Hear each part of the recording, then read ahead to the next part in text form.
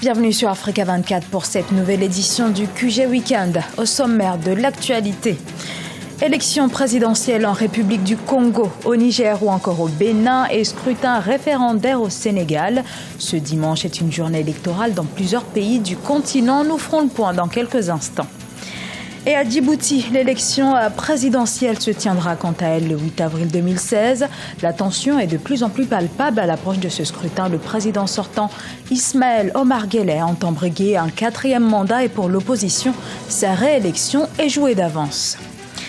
De la culture également dans cette édition. Gros plan sur le musicien de reggae burkinabé Samske Ledja, chanteur par passion. Il est également très engagé sur les questions de société. Et on commence bien sûr par ces élections qui se tiennent ce 20 mars sur le continent en République du Congo. On vote depuis 7 heures du matin pour le premier tour de l'élection présidentielle. 9 candidats sont en lice, dont le président sortant Denis Sassou Nguesso. Environ 2 millions d'électeurs sont attendus dans plus de 5000 bureaux de vote. Et sachez que dans le cadre de cette élection en République du Congo, vous pourrez suivre ce soir à partir de 20h GMT une émission spéciale consacrée à la soirée électorale. Les Nigériens sont également en train de voter pour le second tour de la présidentielle. Le président sortant Mahamadou Issoufou affronte l'ancien président de l'Assemblée nationale Hama Amadou en détention depuis 4 mois et actuellement à Paris, en France, pour raison de santé. Journée électorale également au Bénin. Les bureaux de vote sont ouverts depuis 7 heures du matin, heure locale. Plus de 4 millions d'électeurs sont appelés aux urnes ce dimanche pour le second tour de la présidentielle qui oppose le Premier ministre Lionel Zinsou à l'homme d'affaires Patrice Talon. Écoutez les précisions de Lefty Ounou, correspondant d'Africa 24 au Bénin. Les opérations de vote comptant pour le second tour du scrutin présidentiel au Bénin ont déjà démarré sur toute l'étendue du territoire, notamment à l'EPP Kadiaou 1. Contrairement au premier tour, les postes de vote n'ont pas accusé de retard. Et ils ont tous ouvert à l'heure en attendant par endroit les électeurs afin que le vote démarre effectivement. Mais il faut retenir que dans l'ensemble, les opérations ont démarré effectivement dès 7h00. Pour le moment, il n'y a pas d'incident majeur relevé, mais néanmoins, nous avions remarqué que les électeurs ne sortent pas encore, comme ce fut le cas du 6 mars 2016. La moitié des électeurs se rendent d'abord à l'église, aujourd'hui étant un dimanche de Rameau, le dernier dimanche avant la Pâque. Les électeurs ont préféré d'abord aller au culte avant de se rendre par la suite dans les centres de vote. On note également la présence des représentants des institutions en charge de l'organisation du scrutin, notamment la Sénat et la Cour constitutionnelle. Les postes de vote et les centres de vote vont fermer d'ici 9 heures, comme l'indique le code électoral. Et au Sénégal, il est question d'un référendum sur la révision de la Constitution proposée par le président Macky Sall, révision qui prévoit entre autres la réduction du mandat présidentiel de 7 à 5 ans. Wandiam Valentin Compaoré, notre envoyé spécial au Sénégal, nous en dit plus. Le dimanche 20 mars 2016, les électeurs sénégalais vont aux urnes pour le 4e référendum de l'histoire du pays.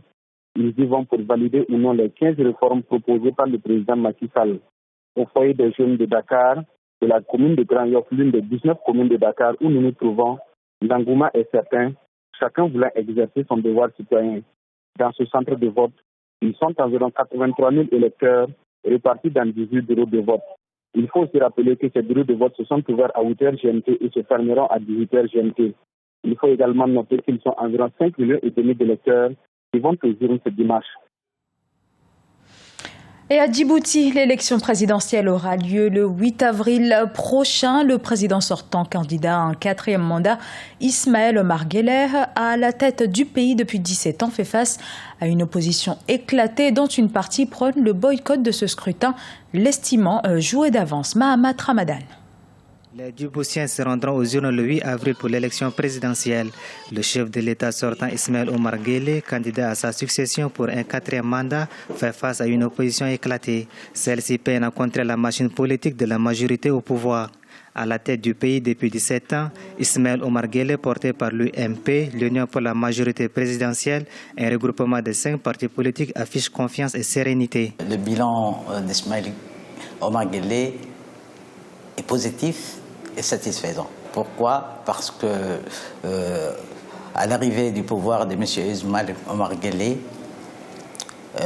vous savez, la situation était très difficile tout d'abord, parce que le pays sortait d'un conflit interne et Ismaël Omar Guelleh a fait face à toutes ces difficultés. Il a pu redresser le pays durant son mandat. Pour certains observateurs, la présidentielle à Djibouti est jouée d'avance puisque la réélection du président Omar Guelleh est prévisible. Après avoir promis lors des précédents scrutins la paix, le développement économique, l'ère en 2016 et à la redistribution sociale, le président sortant se veut le candidat de tous les Djiboutiens. Vous savez, il a construit l'unité de ce pays, la paix dans ce pays. Il a redressé les finances. Il a régularisé les arriérés. Il a construit le pays. C'est ça le bilan. C'est ça l'importance. C'est la paix, c'est l'unité, c'est la cohésion sociale. Donc, il a fait de ces nations une nation pacifiée. À la présidentielle djiboutienne d'avril prochain, 5 candidats de l'opposition, dont 3 indépendants, feront face au président sortant. Les 2 opposants Omar El Mekere et Mohamed Daoud Chemchem sont issus de l'Union pour le salut national. L'USN regroupe 8 partis. Et parmi les indépendants, on compte Hassan Idriss Ahmed, un ancien diplomate, Mohamed Moussa Tourtour, économiste et candidat malheureux en 1992, et Jahama Abdurrahman Jahama, un ancien notaire. C'est l'une des expressions musicales les plus populaires. Le reggae, mouvement souvent lié au mouvement Rastafari, est porteur d'une culture qui lui est propre. Il s'est imposé sur la scène internationale, notamment au Burkina Faso. De ses premières notes en public aux plus grandes scènes du monde, Samska le Dja est un musicien de reggae engagé et célèbre pour ses positions politiques. Son portrait dans ce reportage de Jean-Paul Ouedraogo. Sama Karim, plus connu sous son nom de guerre, Samska le Dja, est un artiste et musicien reggae, animateur radio et militant de la société civile burkinabé. Ancien membre des pionniers de la Révolution sous le capitaine Thomas Sankara, c'est en pur sankariste qu'il se fait le porte-flambeau des sans-voix. Ils sont jaloux de nous, les ennemis sont jaloux de nous, ils veulent nous voir à genoux. Mais le peuple est debout. J'ai fait anglais à l'université. J'ai enseigné quelques années dans des établissements secondaires comme professeur d'anglais. Mais bon, finalement, c'est la radio qui a pris le dessus, où j'ai commencé des émissions depuis 1995 jusqu'à aujourd'hui. Donc c'est une longue expérience derrière, de longues années derrière. Et voilà, finalement, c'est la musique qui prend toute ma vie aujourd'hui. Très respecté par la jeunesse pour ses opinions, parfois politiques, qu'il prend du plaisir à partager dans ses émissions radiodiffusées, il est de ceux-là qui ont tissé haut la musique burkinabé. Depuis 2007, l'homme n'a cessé de gagner en popularité, malgré les nombreuses menaces dont il a fait l'objet en s'opposant farouchement au régime du président Blaise Compaoré, chassé du pouvoir par la rue en octobre 2014. Comme on le dit dans le milieu, teach the nation. Il faut éduquer la nation, apporter de l'éducation à la jeunesse. C'est super important pour elle, afin qu'elle s'identifie, afin qu'elle reprenne confiance et qu'elle comprenne que tout changement ne peut venir que d'elle. Co-fondateur en 2013 du mouvement Le Ballet Citoyen, il dirige aujourd'hui un campement où il s'essaie à l'agriculture.